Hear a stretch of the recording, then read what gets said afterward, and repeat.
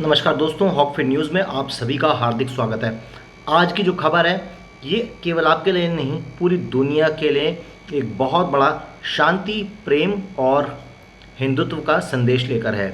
आपको बता देते हैं कि धारणाओं से बिल्कुल उलट इस्लामिक कट्टर राष्ट्र सऊदी अरब ने, जो कि अभी तक दुनिया भर में आतंकवाद, जिहाद और बंदूकों की फाइनेंसिंग करने के लिए जाना जाता था, आज वही सऊदी अरब ने बदलते वैश्विक परिदृश्य के बीच में खुद को ढालना शुरू कर दिया है। तो लिखें जय श्री राम। किया क्या है सऊदी अरब ने, ये सुनकर आप लोगों के भी, जिसे कहते हैं कि होश उड़ जाएंगे।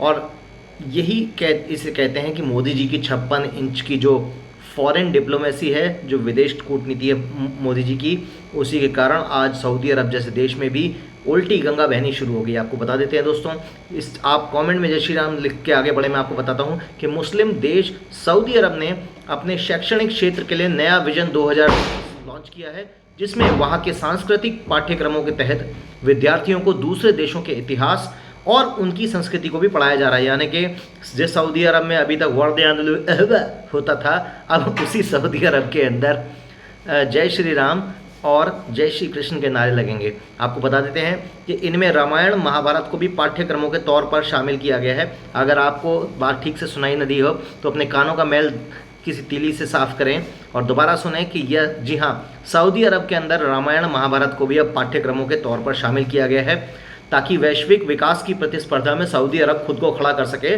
और बड़े भाई का कुर्तामा और छोटे भाई का पजामा पहनने वाली जो जमात है उनको भी अकल आ सके। सऊदी के विजन 2030 के मुताबिक अंग्रेजी भाषा को ज़रूरी भाषा के तौर पर शामिल किया जाएगा, क्योंकि ये संचार का अच्छा माध्यम माना गया है। लेकिन कमाल की बात है कि हिंदुस्तान में, जो कि वेद और रामायण और महाभारत जैसे ग्रंथों का देश कहा गया है, उसी देश में आज कुछ ऐसे लोग हैं जिन लोगों को रामायण और महाभारत नहीं पचती है। कुछ लोगों को बहुत तकलीफ़ें हैं, बर्नौल की मूवमेंट हो जाती है कुछ लोगों के लिए विशेषकर। अब जब सऊदी अरब ने निर्णय लिया है कि वो अपने देश में महाभारत और गीता पढ़ाएंगे, तो ऐसे में देश के जो तमाम लिबरांडू और जितने भी वामपंथी लकड़बग्गे हैं, जितने हैं जेएनयू झोला छाप भिखमंगे जो हैं, उनको इस समय बहुत ज़्यादा तकलीफ़ें हो रही हैं।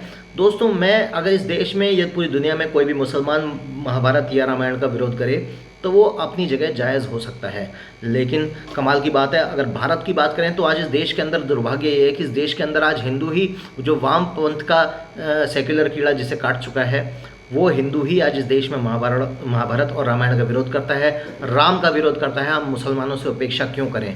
मुद्दा ये है कि आज इस देश का हिंदू ही आज हिंदुत्व का दुश्मन बन चुका है।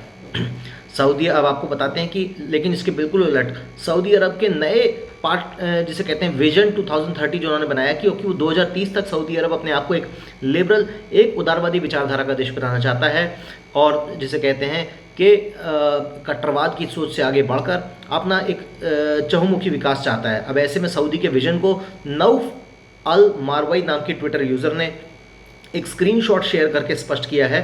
उन्होंने लिखा कि सऊदी अरब का नया विजन 2030 और पाठ्यक्रम सबको साथ लेकर चलने वाला, उदारवादी और सहिष्णु भविष्य बनाने में मदद करेगा। सामाजिक अध्ययन की पुस्तक में आज मेरे बेटे की स्कूल परीक्षा के स्क्रीनशॉट में हिंदू धर्म, बौद्ध धर्म, रामायण, कर्म, महाभारत और धर्म की अवधारणाएं और इतिहास शामिल है।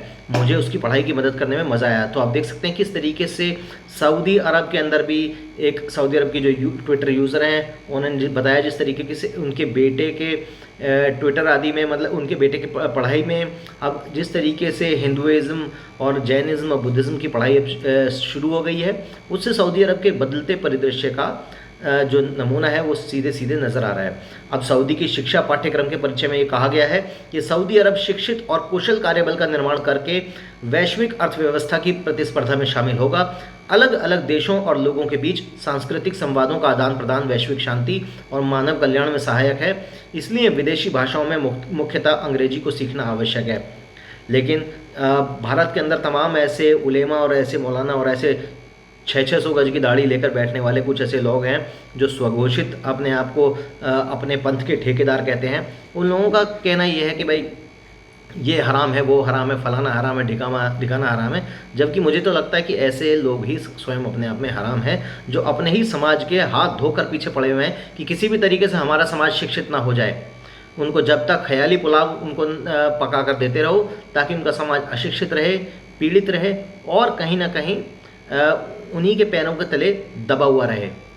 क्योंकि ये लोग जो आज इनके धर्म के ठेकेदार बनते हैं, जो कहते हैं कि हम जो है गज़वा-ए हिंद करेंगे और हम फलाना करेंगे, ढिकाना करेंगे और जो है हिंदुस्तान पर मुगलिया सल्तनत दोबारा छा जाएगी, तो ऐसे जो है ख्वाब वही हैं कि जैसे देखो मरने के बाद मिलती है ना जन्नत, तो वैसे ही परिस्थिति ऐसे लोगों की भी है कि जीते जी तो ऐसा होगा नहीं, पर हाँ शायद कभी अगर मरने के बाद ऐसा हो तो ख्वाबों ख्यालों में आदमी कुछ भी सोच सकता है। वो सब लोगों का लोकतंत्र है, सबको सोचने का पूरा पूरा अधिकार है।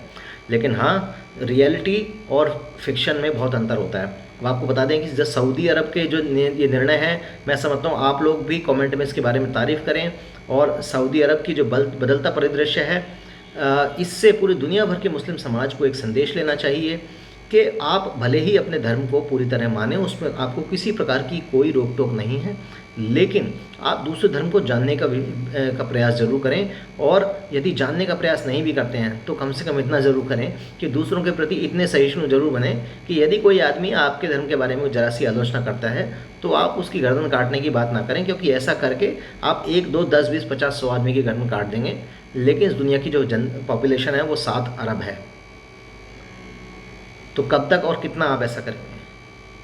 अब सऊदी के विजन 2030 का मुख्य उद्देश्य ये भी है कि वहाँ की अर्थव्यवस्था जो है तेल पर निर्भर है, और तेल से मिलने वाले राजस्व की निर्भरता में कमी लाने के लिए भी सऊदी अरब अपनी शैक्षिक व्यवस्था में बदलाव कर रहा है। क्योंकि उन्हें भी दिखाई दे रहा है कि जो तेल के थ्रू जो पैसा कमाया है ज़्यादा दिन चलने वाला नहीं है। इलेक्ट्रिक व्हीकल्स का जब ज़माना आ जाएगा तो सऊदी अरब के तेल को कोई कौड़ी के भाव नहीं पूछने वाला। क्या करेगा तब सऊदी और वो देश और वो लोग जो सोचते हैं कि सऊदी के तेल पर बनी हुई अर्थव्यवस्था के दम पर फंडिंग पाकर वो लोग अपने सपनों को मुनासिब कर पाएंगे? नहीं हो पाएगा। कहते हैं बेटा तुमसे ना हो पाएगा। तो इसलिए पढ़िए लिखिए, अपने आप को शिक्षित कीजिए, अपनी अर्थव्यवस्था को बढ़ाइए, उसका एक जिसे कहते हैं कि सर्वांगीण उसका विकास कीजिए। इसलिए अपनी अर्थव्यवस्था के पुनर्गठन के लिए भी सऊदी अरब ने ये ऐसे कई बड़े कदम उठाए हैं। अब क्राउन प्रिंस मोहम्मद बिन सलमान द्वारा घोषित विजन 2030 इन्हीं परिवर्तनों में से एक है। प्रिंस का मानना है कि इससे देश में बड़े आर्थिक बदलाव होंगे।